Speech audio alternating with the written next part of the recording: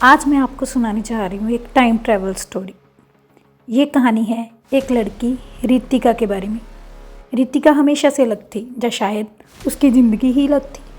वह 28 साल की हो चुकी थी, लेकिन उसके दिल में एक सवाल बचपन से ही अटका हुआ था, मेरे पापा कौन हैं। उसकी माँ मीरा हमेशा उस सवाल से बच जाती थी। और सबसे अजीब बात, मीरा कभी बूढ़ी होती ही नहीं दिखती थी। साल बीतते गए, लेकिन उनके चेहरे पर समय का कोई असर नहीं पड़ता था। रितिका का बॉयफ्रेंड सूरज उससे बहुत प्यार करता था। दोनों कई सालों से शादी करना चाहते थे, लेकिन रितिका ने एक शर्त रखी थी, जब तक मुझे मेरे पापा के बारे में सच्चाई नहीं पता चलती, मैं शादी नहीं कर सकती। और एक दिन शाम का समय था, हल्की हवा चल रही थी। रितिका खिड़की के पास बैठी आसमान को देख रही थी। इतने में सूरज आता है और बोलता है, तुम फिर सोच में खो गई हो।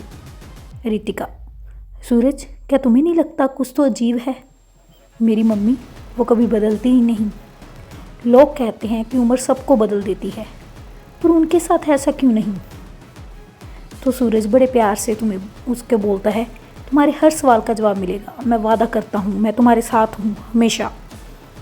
रितिका मुस्कुराने की कोशिश करती है, लेकिन अभी भी उसकी आंखों में बेचैनी साफ दिखाई देती है। उसी रात सूरज अकेले मंदिर के रास्ते से गुजर रहा था। अचानक उसे एक रहस्यमयी बाबा दिखे। उनकी आंखों में अजीब चमक थी। बाबा बोले, तुम सूरज हो? सूरज चौंक गया। आप मेरा नाम कैसे जानते हैं? बाबा मुस्कुराते हुए, तुम्हारी होने वाली पत्नी रितिका खतरे में है। सूरज के पैरों तले जमीन खिसक गई। सूरज, क्या मतलब? उसे क्या खतरा है? बाबा, सच्चाई सबसे बड़ा खतरा होती है।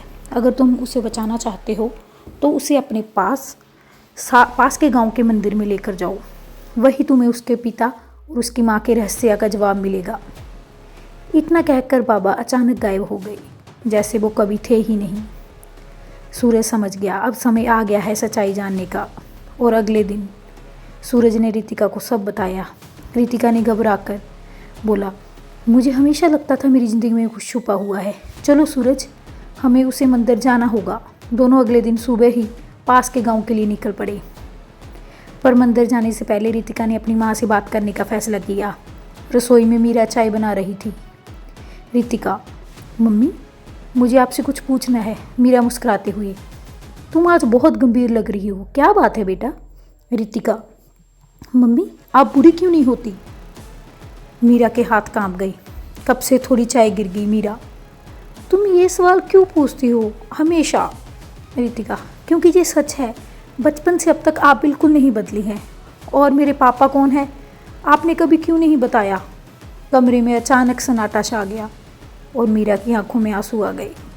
मीरा, हर सच्चाई का एक सही समय होता है, और शायद वो समय आ गया है। रितिका, मम्मी प्लीज़, मुझे सच जानना है। मीरा ने गहरी सांस ली।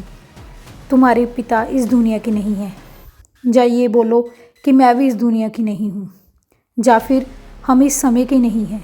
रितिका हैरान रह गई। मतलब, तो आप कौन सी दुनिया से हो? मीरा, वो एक वैज्ञानिक थे जिन्होंने टाइम ट्रैवल की मशीन बनाई थी।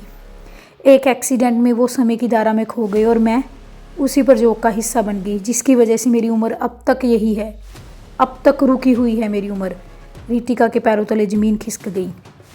रितिका, तो क्या मेरे पापा अभी भी जिंदा है? मीरा, शायद, लेकिन वो किसी और समय में फंसे हुए हैं। इतने में सूरज, मीरा और उसकी माँ वहाँ से निकलते हैं। वो तीनों मंदिर की ओर पहुँचे। मंदिर बहुत पुराना था, दीवारों पर अजीब चिन्ह बने थे। अचानक मंदिर के अंदर एक चमत्कार रोशनी हुई। वही बाबा फिर दिखाई दिए। बाबा, समय एक नदी की तरह है जो कभी रुकती नहीं, लेकिन कभी कभी कोई उसमें गिरकर दूसरी धारा में चला जाता है। मंदिर के बीच में एक पुराना पत्थर था, जिस पर एक अजीब मशीन बनी हुई थी। बाबा, ये वही जगह है, यहाँ से तुम्हारे पिता समय में खो गए थे। रितिका की आंखों में आंसू थे। रितिका, क्या मैं उन्हें वापस ला सकती हूँ? बाबा, अगर तुम में साहस है तो हाँ, लेकिन याद रखना, हर फैसला भविष्य बदल देता है। सूरज ने रितिका का हाथ पकड़ लिया। सूरज, मैं तुम्हारे साथ हूँ, चाहे जो भी हो।